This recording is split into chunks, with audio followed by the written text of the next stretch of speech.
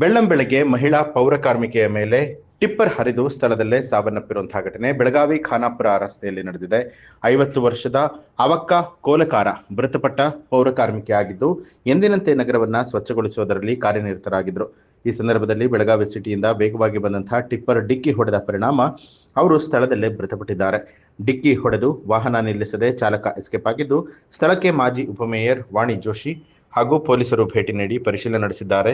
ದಕ್ಷಿಣ ಸಂಚಾರಿ ಪೊಲೀಸ್ ಠಾಣಾ ವ್ಯಾಪ್ತಿಯಲ್ಲಿ ಈ ಒಂದು ಘಟನೆ ನಡೆದಿದೆ. 7 ಗಂಟೆಗೆ ಎಲ್ಲರಿಗೂ ಸ್ವೀಪಿಂಗ್ ಇಟ್ಟಿರ್ತಾರೆ. ಇಲ್ಲಿ ಮೇನ್ ರೋಡ್ RPD ಇರೋದ್ರಿಂದ ಇಲ್ಲಿ ಟ್ರಾಫಿಕ್ ತುಂಬಾ ಇರ್ತದೆ. ಅಲ್ಲಿ ಹುಡುಗುವಾಗ ಬಹುಶಃ ಹಿಂದಿನಿಂದ ಬಂದು ಆಗಿ ಹೋಗಿದೆ. 407 ಗಾಡಿ ಇತ್ತು. ಇಲ್ಲಿ ಹಿಡಿದು ಕೂಡ ಇಟ್ಕೊಂಡಿದ್ವಿ. ಬಟ್ ಇಮಿಡಿಯೇಟ್ಲಿ ಅವ್ನ ಯಾವಾಗ ನಮ್ಮ ಕಣ್ ತಪ್ಪಿಸ್ಕೊಂಡು ತೊಗೊಂಡೋಗಿ ನಂಗೆ ಗೊತ್ತಾಗಿಲ್ಲ. ಬಟ್ ಈಗ ನಾವು ಅದು ನಂಬರ್ ಎಲ್ಲ ಕೊಟ್ಟಿದ ಮೇಲೆ ಟ್ರ್ಯಾಕ್ ಮಾಡಿ ಅವ್ರನ್ನ ಡ್ರೈವರ್ ಮತ್ತು ಗಾಡಿನ ಸೀಸ್ ಮಾಡ್ತೀವಿ. ಅವ್ರು ಬೆಳಗ್ಗೆ 6ಕ್ಕೆ ಅಂದರೆ ಎಲ್ಲರೂ ತರ್ತಾರೆ ಇಲ್ಲಿ.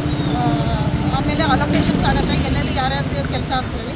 ಸೊ ಆ ಪ್ರಕಾರ ಅವರು ಸ್ವೀಪಿಂಗ್ ಆಗಲಿ ಡೋರ್ ಟು ಡೋರ್ ಕಲೆಕ್ಷನ್ಸ್ಗಾಗಲಿ ಹೋಗ್ತಾರೆ. ಹೆಸರು ಅವ್ವಕ್ಕ ಅಂಥೇಳಿ, ಅವ್ವಕ್ಕ ಕೋಲ್ಕಾರ ಹೊಂಗರ್ಕ ಅಂತ. ನ್ಯೂಸ್ ಅಲರ್ಟ್ ನಿಮ್ಮಿಂದ ನಿಮಗಾಗಿ.